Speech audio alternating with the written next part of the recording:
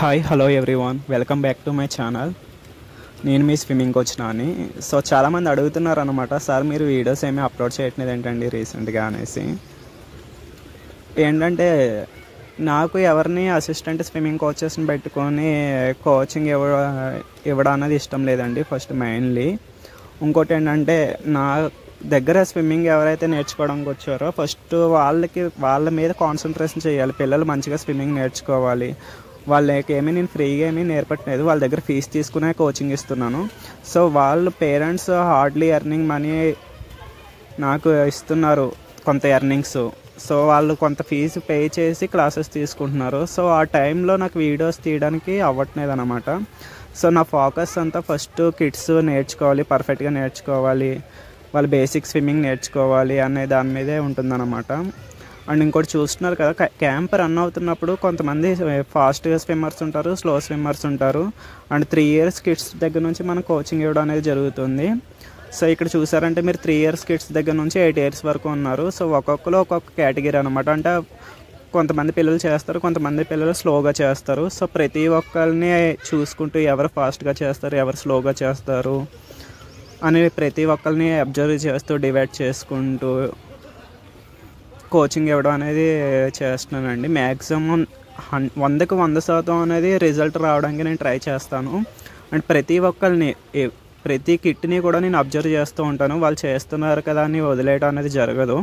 ప్రతి కిట్ని కూడా వాడు స్లోగా చేస్తున్నాడు, ఒకవేళ ఆగిపోయాడంటే వాడు వెనకాల ఉన్నాడంటే వాడికి ఏంటి ప్రాబ్లం, వాడు లెగ్స్ కిక్కింగ్ ఫాస్ట్ చేయట్లేదా, లేదా వాడికి భయంతో ఆగిపోయాడా, మునిగిపోయే అవకాశం ఉన్నదా ఏంటని అబ్జర్వ్ చేస్తూ కోచింగ్ ఇస్తాను. సో ఒకరు ఫాస్ట్గా వెళ్తారు, ఒకరు స్లోగా వెళ్తారు. సో ఫాస్ట్గా వెళ్ళే వాళ్ళని చూస్తాను, అలాగే స్లోగా వెళ్ళే వాళ్ళని కూడా చూస్తాను. మ్యాక్సిమం ఎవరైతే వెనకబడిపోయారో వాళ్ళని ఎంకరేజ్ చేస్తూ కమాండ్ చేయండి అనేసి, అవసరమైతే నేను హ్యాండ్ పట్టుకుని కిక్ బోర్డ్ పట్టుకుని చేయించడం అనేది చేస్తాను. సో ఇదండి, క్యాంప్ రన్ అవుతున్నప్పుడు అంటే చాలా టెన్షన్ ఉంటుంది నాకు, ఎవరికి ఏమవుతుందని. ఫస్ట్ వాళ్ళు స్విమ్మింగ్ నేర్చుకోవడం ఎలా ఉన్నా కానీ వాళ్ళు సేఫ్గా స్విమ్మింగ్ నేర్చుకోవాలి, ఏ ఇబ్బంది ఉండకూడదు. సేఫ్టీకే మెయిన్ ఇంపార్టెన్స్ ఇస్తాను నేను. సో అందువల్లే అనమాట ప్రతి ఒక్కరిని చాలా కేర్ఫుల్గా అబ్జర్వ్ చేస్తూ స్విమ్మింగ్ నేర్పించడం అనేది జరుగుతుంది. ఫస్ట్ సేఫ్టీ అనేది చాలా ఇంపార్టెంట్ అండి. చిన్నపిల్లలకి స్విమ్మింగ్ నేర్పించేటప్పుడు ఒక్కొక్కసారి వాళ్ళు వాటర్ తాగేస్తారు, సడన్గా వాళ్ళకి హ్యాండ్ కప్స్ వేసి ఆ హ్యాండ్ కప్స్ తీసేస్తారు, సడన్గా మునిగిపోవచ్చు. అది 4 feet స్విమ్మింగ్ పూల్, బట్ అవకాశాలు ఉన్నాయి, వాళ్ళు మునిగిపోయే అవకాశాలు ఉన్నాయి. పేరెంట్స్ కొంతమంది వస్తారు, ఫోన్లు చూసుకుంటారు, కొంతమంది అయితే పిల్లల్ని చూస్తూ ఉంటారు.